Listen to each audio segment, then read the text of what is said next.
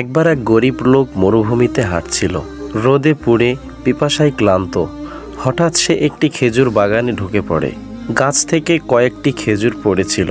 নিজের ক্ষুধার কথা ভেবে সে একটা খেজুর তুলে খেতে যায়, কিন্তু ঠিক তখনই মনে পড়ে, এই খেজুরটা তো আমার নয়।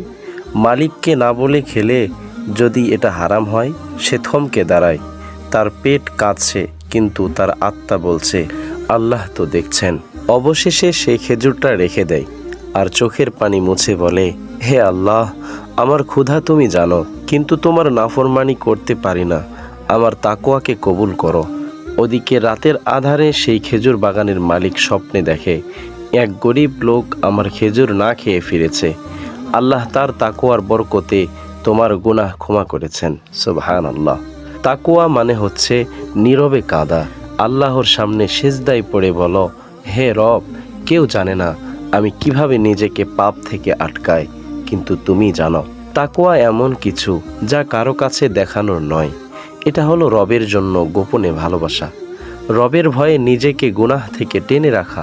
তুমি যখন কাউকে কষ্ট দিতে পারো কিন্তু আল্লাহর ভয়ে দাও না, তখন তুমি তাকওয়ার পথে। তুমি যখন হারাম আয় থেকে নিজেকে সরিয়ে রাখো শুধু এ আশায় আল্লাহ আমাকে হালালেই বরকত দিবেন, তখন তুমি সবচেয়ে শক্তিশালী।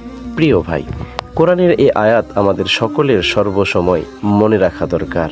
আল্লাহ তাআলা বলেন, যে ব্যক্তি আল্লাহকে ভয় করে আল্লাহ তার জন্য উত্তরণের পথ করে দেবেন এবং তাকে এমন উৎস থেকে রিজিক দেবেন যা সে কল্পনাও করতে পারেনি।